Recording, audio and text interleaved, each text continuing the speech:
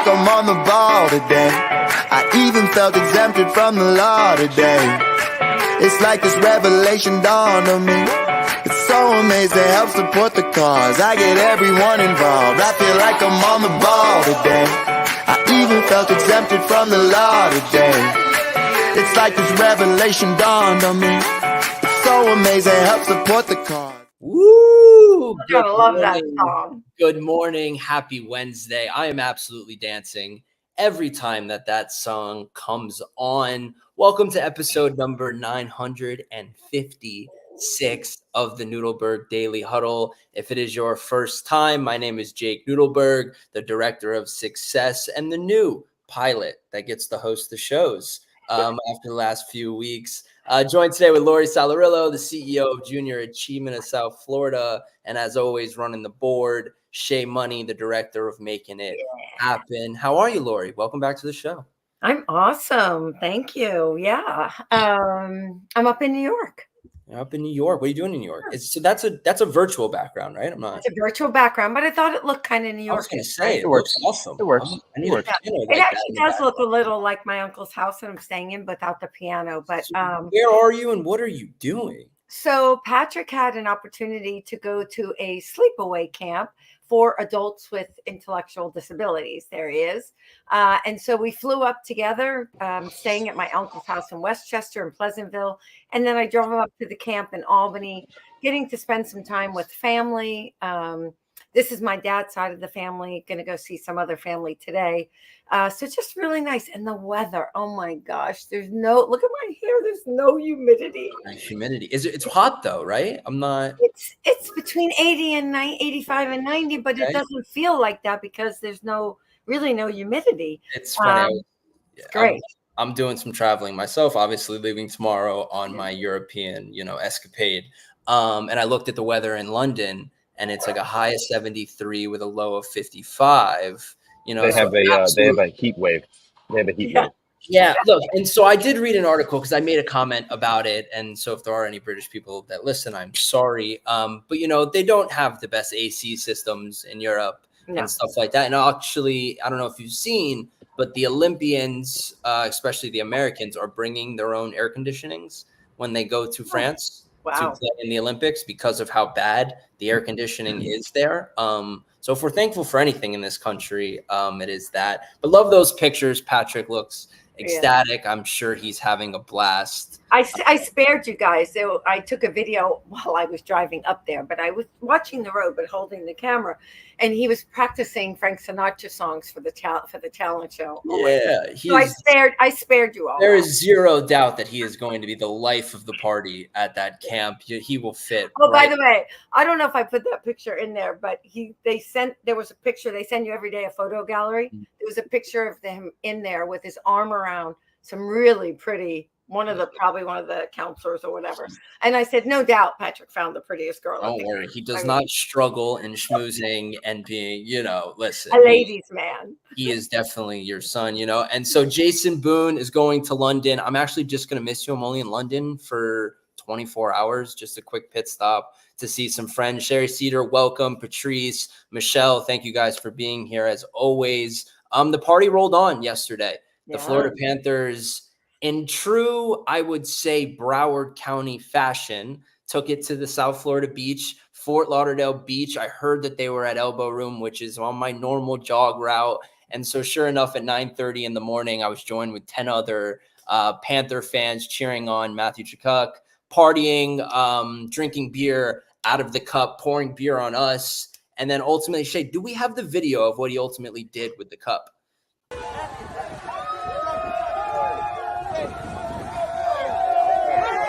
Let's go!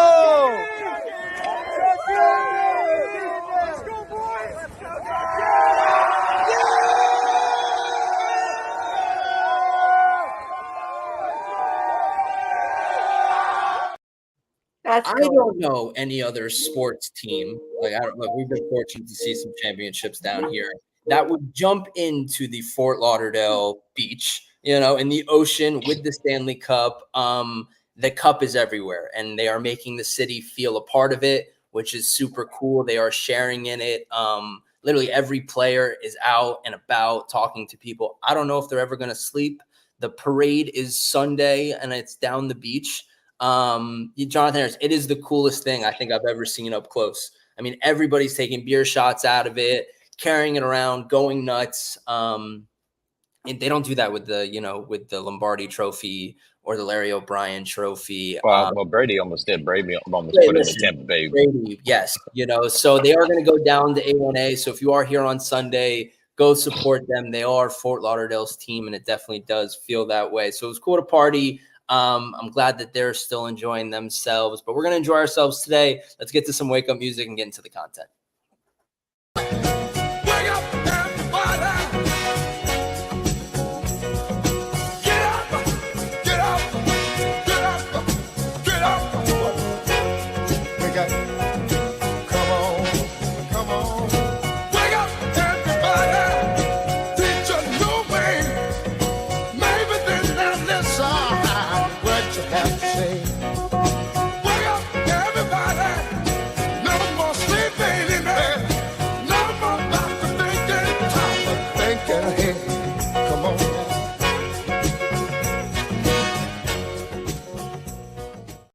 And the music rolls on. Shout out to Les Gusky getting jaked, had his third session, and was a massive improvement.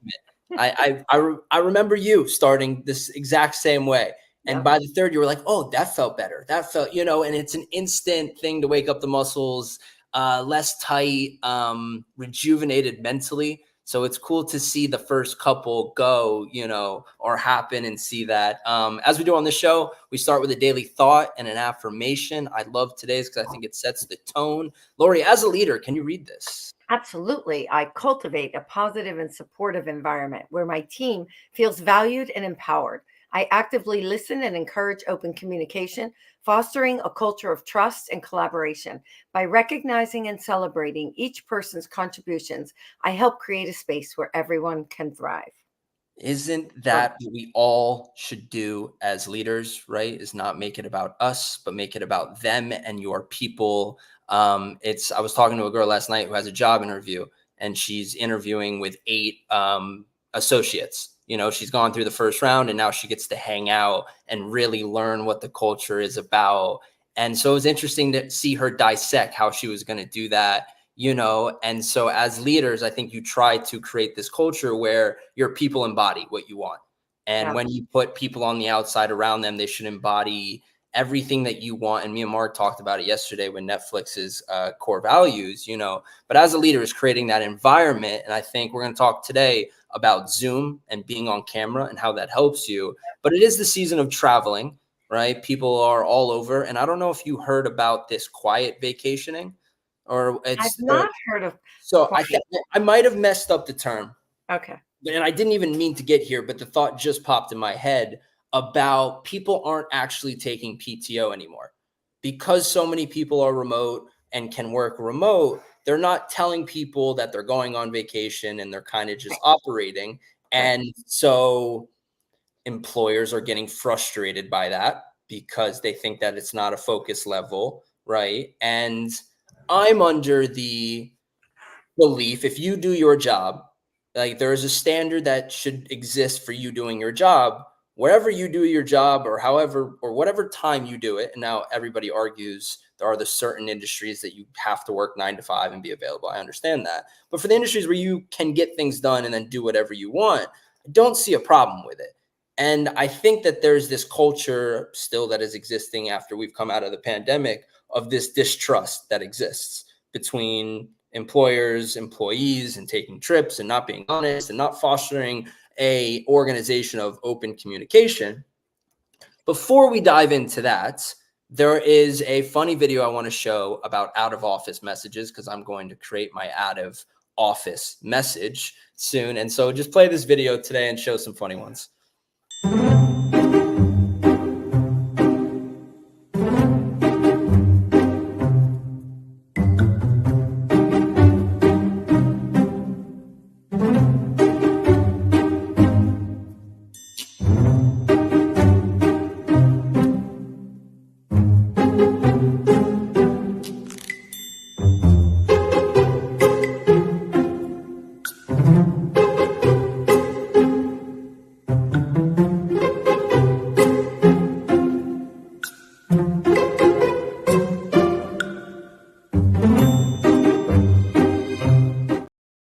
So these are obviously ones you probably wouldn't send to everybody that didn't work Yeah. within the company, right? But I do think it is a culture of having fun, you know, and my favorite one is I'm out of the office. If I win the lottery, I'm never coming back, you Right. know, right? I think that's great. But we need to do, and I can't wait to get your perspective on this, on creating a culture of honesty and communication and being able to openly discuss these things and give employees time to go and feel like they can. So what are your thoughts on that? So, I think first of all, I think there's a perspective amongst different generations, right? So I come from the world of work where we didn't have all this, number one, and you were at work 20 hours a day, right? So it's taken time to evolve and shift my perspective. I My first reaction sometimes is to fall back into that. For instance, we were having our building painted all last week, and they said, the smell is kind of bad, and should we let people that can work from home work from home? Those that have to be with the kids, different story. And I was like, well, people aren't going to be working. It's summer. And then I caught myself and I said, you know what? At the end of the day, we are very clear about your scorecard. You know what your goals are. You know what your KPIs are. And you know what? If you don't hit them, there's consequences. Your fault. And so that's one part. So I think we have to remember and remind ourselves, because we've been conditioned in another way, that it's about getting the work done and the results, right? However, on the other hand, I do agree that there needs to be a culture of trust and respect and all of those things. But it is hard, in my opinion, to really build a culture of collaboration. Trust is one thing, collaboration is another. And you build that collaboration a lot of times by being in person. That doesn't mean in person every day. But there have to be times when we're all together and we can just give each other a hug or a bump fist or whatever it is and go in and stop and say hi and get to know each other. You don't do that when you're meeting virtually. Right. And so I've looked it up real quick to get the actual statistic. The rise of quiet vacationing is here. 37% of the millennial workers have taken a secret vacation without informing their bosses. Some employees stimulate keyboard activities or use quote unquote mouse jigglers to give an impression of active work. Wells Fargo recently fired over a dozen employees for such practices. So that's not the goal, is to look like you're working. Now you're trying to cheat the system, right? That's inverse, not building a culture of trust, right? There are so many tools that are available to us for us to do our jobs virtually, right? And plan ahead and get ahead. Like I run our marketing department.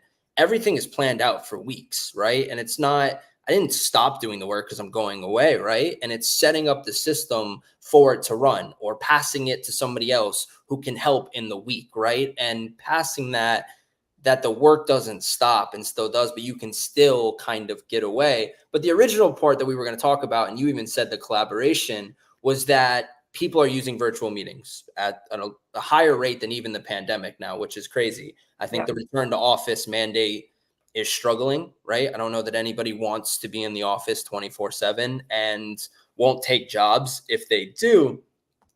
And so a recent published report by the Digital Collaboration, do we have it? Cool. I don't know if we have the statistic, but I can read it. Workers who left their organization within a year of the study sample period turned their cameras on in just 18% of small group meetings, while employees who stayed at their organizations were on camera in 32% of such communications. And so the point of the study was that people who are allowed to be on meetings without face-to-face contact are not being successful. They don't feel included in the organization. They are leaving at a much higher rate. And I don't know about you, in your virtual meetings, I couldn't imagine people having their camera off. No, we have a thing that cameras have to be on. Now, there are times when somebody's driving and they're on a meeting, right? Or I'm moving around, right? And I'll say to people, I have my camera off right now because I'm moving around. I don't want to make you dizzy, right?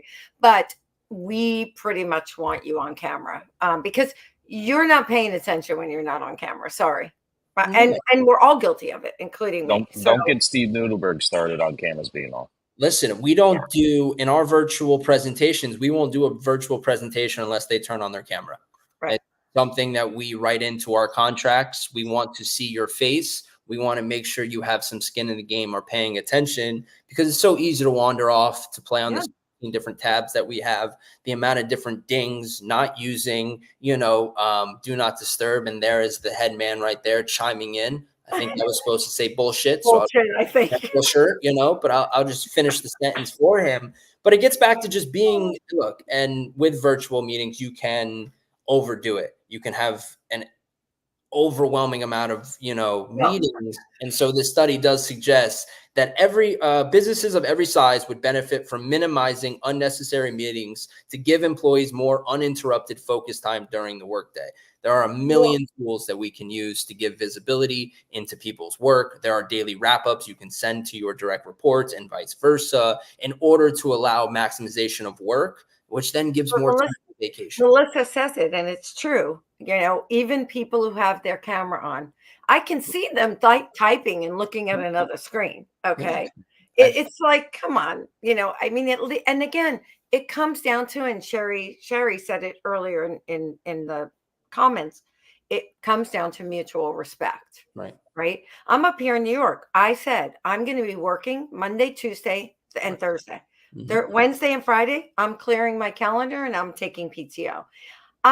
When I tell you, and I see the list of PTO that's left over, and they have like an extra 3 months to use it, I know damn well those people took their PTO, but they just didn't put in for it. But again, if I allow myself as a leader, or can I challenge you on that? Like, do you have a conversation with them about, like, hey, are you unplugging? Are you finding ways to get away, or do you just assume that they are in other ways?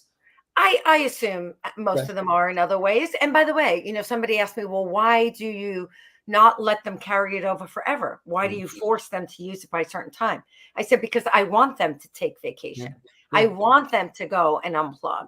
And if I let you use it forever and pay you out at the end when you leave, guess what? Nobody's going to report PTO. And you're going to say you're not taking it. And that's not the purpose. The purpose of PTO is to take time off. And Amen. I really like that. Shay, let's get to motivational music, and then we're going to talk Oprah. Make no mistake where you are. This is it. Your back's to the corner. This is it. Don't be a fool anymore. This is it. The waiting is over. No room to run. No way to hide. No time for wondering why. It's here. The moment is now. About to decide. Let him believe, leave him behind, but keep me near in your heart. No, whatever you do, I'm here by your side.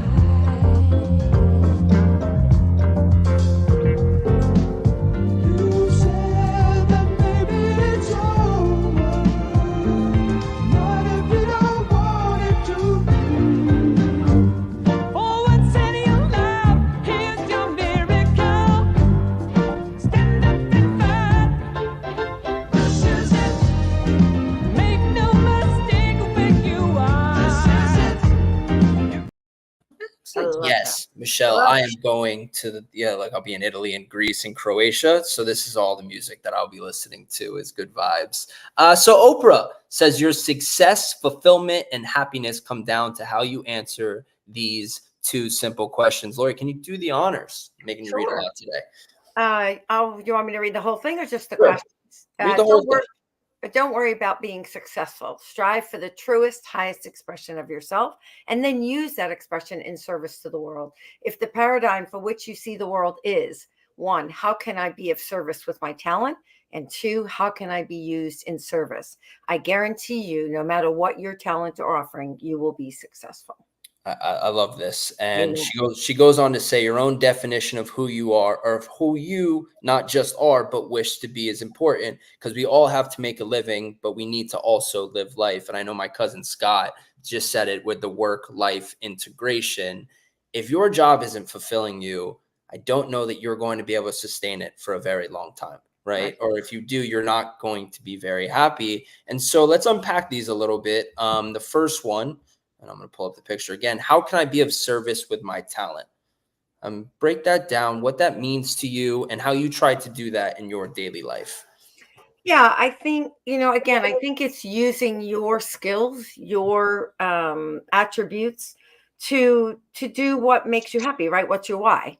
I always come back to the why. So yesterday, I'll give you a perfect example. Yesterday, I had an interview. I'm always the last person to interview everybody. And by that time, we know they have the technical skills or this, whatever. So for me, it's really just about getting to know that person and whether they fit into the culture. And I said to the person, I said, so tell me what you're going to bring to our culture. Because she said, oh, I really learned so much about your culture. I love it. And I said, what are you going to bring to our culture? And she said, and you're the first person, because she's like receptionist area. Right.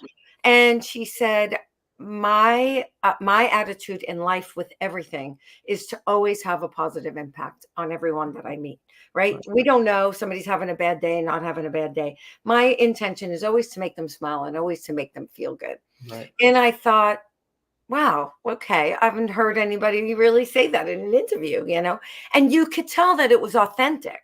Because they can bullshit you and say that stuff, but you could tell it was authentic, that she was passionate about bringing her talent, her positive attitude, right, to the organization and to the people she was going to come in contact with. And I thought she had me at hello. I mean, Well, I think it's interesting, and people only think about it maybe in products that directly affect somebody, but all of our jobs have an impact on people, right? Or should in some way. If you're an artist, your art should make somebody feel some certain way, right? I'm fortunate enough to be a coach. I'm fortunate enough that I like coaching people, and I like breaking ideas into simple concepts for people to understand and then act, and I've been fortunate enough to be put in situations which unreal that my father falls into coaching, in the business world. And me and my brother are able to leave football coaching and do it in a different avenue. And then me obviously find fitness coaching, but using whatever that talent is to be of service to somebody. If you're good at technology, use your technology to help a company, to help people. Like Steve Jobs helped the world. Was it directly? No, but he used his talent in a service to help people. And at the end of the day, when you do that, you're remembered far more. I think the people who do it for themselves normally don't get remembered, I think, and are less likely to continue to affect people. yeah, and I think using your talents and services, not just on the job. Yeah, no. How are you using your talents in service to your community, to your church, to your synagogue, wherever, right? Your religious to your kids, to your family. your family, right? Like families are so abstract, and so many different talents and personalities exist with them. And it's just using everything that you've been given, your experiences, your personalities, in order to either help someone that's younger than you, give perspective, and just make the world a better place. I think that's the And goal it's funny, to strive to. as someone who works with youth, right, young people, how do we? And I'm curious of your perspective on this. How do we encourage or influence or motivate young people to understand how important this is? Because sometimes I don't think we get it till we're a little bit older, unless we grow up in a family of service and a community of service. I think we need to show examples of the prosperity that comes when you operate this way. When your mindset is this way, and showing examples of uber successful people who operate in this mentality and what their lives look like and what you get when you give, and really driving that home and not glorifying the me people, because normally the me people are the ones that get glorified in media, or in movies. And normally that's entertaining for us, but it's an unattainable way of living. It's an unsustainable way of living most of the time. Most of the time the movie ends with them burning out or crashing out or doing something really stupid, And so I think it really does, even if it's not, and I don't mean successful in a dollar amount, but in the way that they feel and their health of their relationships and the goodness that they bring, and just constantly showing the benefits of that, is important, but we live in a consumer world where more want to buy more, need more money to buy more, take more trips, do more. And so I think it's hard, but the more that we continue to show the right way of living, of taking care of people, of having empathy, the more that the young generation will strive for that, I think.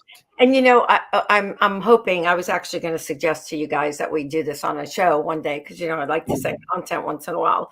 But I'm reading the book Give and Take by Adam Grant, and it kind of talks a lot about givers and takers. So it's a lot of good content in there. Absolutely. Great show, Lori. Thank you for joining us again. You'll be back tomorrow on a Thursday. Steve Nudelberg will be back in the host chair to, I think, Shay, correct me if I'm wrong, to finish the week. I believe we have a rerun on Friday for Huddle in the Hot Seat, correct? Rerun Friday and nothing July 4th week. Nothing July 4th. We're going to have replays, I think, for you guys. So if you're looking for content that week, make sure to join in. If you're looking for training, sign up for our free training, sign up for our newsletter, take action, giving you new tools and better ways to do things, modernize your process, modernize the way you think. And more importantly, let's get down to business and finish the week strong, guys. Please don't worry about me. I'm about to let my heart speak. My friends keep telling me to leave this. So let's get down to business. Let's get down.